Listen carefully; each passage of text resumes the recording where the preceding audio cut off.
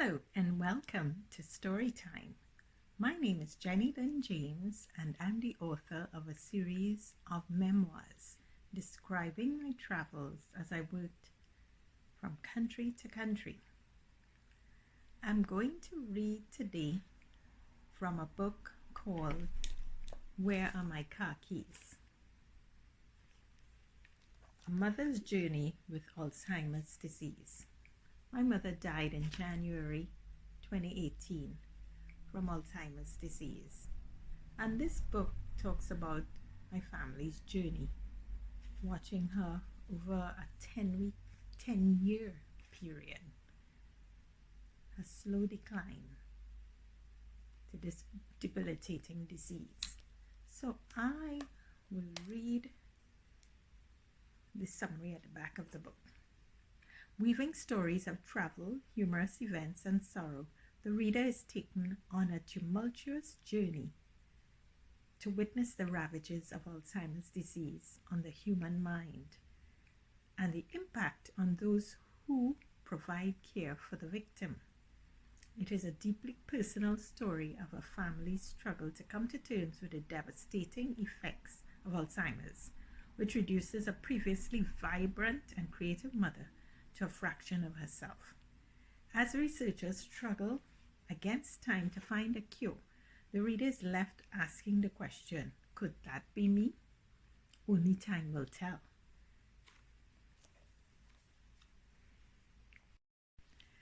I will now read a few passages from Where Are My Car Keys? Even though the situation with my mother and her suffering from Alzheimer's disease was grave, sometimes we had quite a few laughs. So let me just read a passage where one would either laugh or cry depending on your sense of humor. It was carnival time and my mother loved to dance, so even though she was suffering from Alzheimer's disease, when she heard calypso music, she danced. Okay, Mommy, it's time to get changed for the party, I said, hoping she would get out of the transparent leggings and wear something different. Change for what? She asked, puzzled. Remember, you are going to the party this afternoon. It's your favorite carnival dance, I told her. Time to change your clothes. I'm not changing my clothes, she said stubbornly. Yes, you are, I said. You can't go in the same clothes you've worn all day. I coaxed and pleaded for about 15 minutes, but she refused to change. Eventually, I gave up. It wasn't worth the fight. A great deal of patience is needed when someone is suffering from Alzheimer's disease, and I was not really blessed with the patience to say the same thing repeatedly. Where are we going? She asked half an hour later. We're going to the Senior Achievers Carnival dance, I said, for the umpteenth time. That's your favorite carnival party. You get to dance and see all your friends. We were forced to explain the same thing quite a few times in the car on the way to the event. When we arrived, Mommy walked in slowly through the gates as I gave our tickets. Hi, Gloria, how are you? Asked a few elderly ladies and gentlemen. Fine, thanks, my mother answered, although I got the impression she didn't really know who these people were.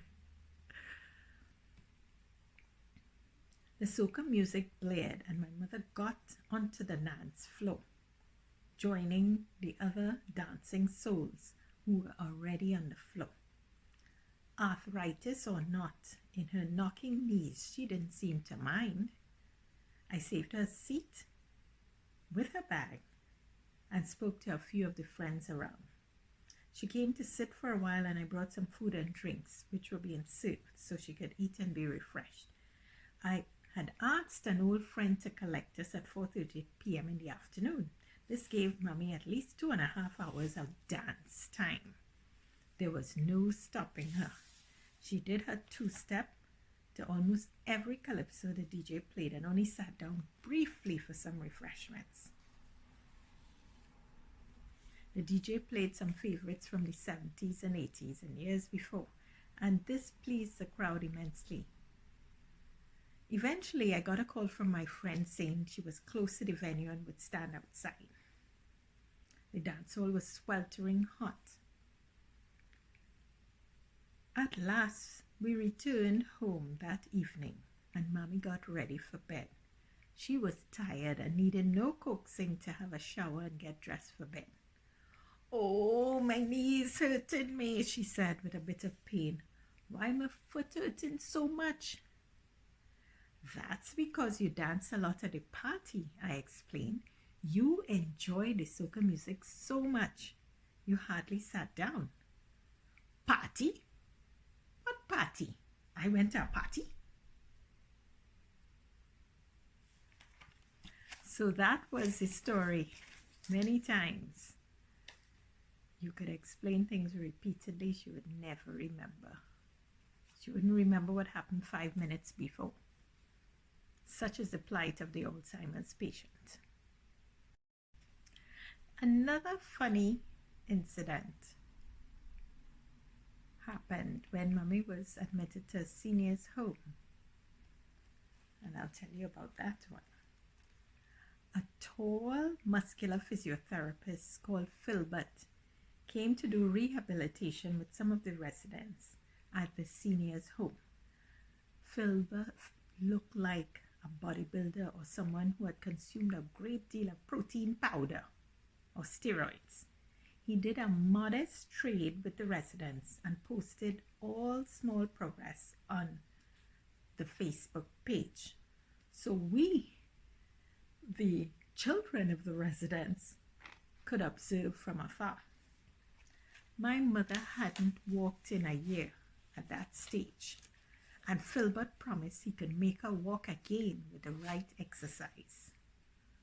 Filbert showed one lady on Facebook who partially recovered the use of her legs after a stroke and was able to step forward. It was encouraging to watch. My mother, who by that time didn't seem to recognize me or other family members, certainly recognized Filbert, and we hired him to do exercises with her. The nurse told me that Mommy really liked Filbert because he was good looking. The first time he came to do exercises with Mommy, she smiled and winked at him. When he entered a room, her eyes would light up and she would smile so happily. The same mother who did not follow the nurse's instructions would kick out her foot when Filbert asked her to do the exercises. Even in her state of dementia, she knew a good-looking man when she saw one and blushed uncontrollably. She didn't speak to anyone except Filbert. The most miraculous thing happened when the other person in Mommy's room died of complications. My mother hadn't been able to utter full sentences to us, and we assumed she wouldn't speak anything that made sense to us ever again. However, she observed everything that happened around her and listened carefully.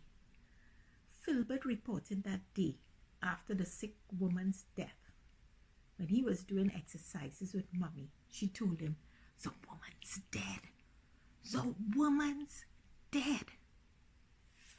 So that was one incident where we saw that with the Alzheimer's patient, the brain worked sometimes, and sometimes it didn't. So one could never tell if the patient's brain was working.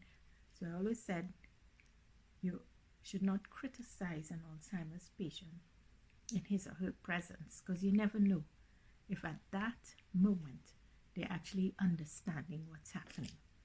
So to learn more about the stories of my mother's journey with Alzheimer's disease, do get a copy of Where Are My Car Keys?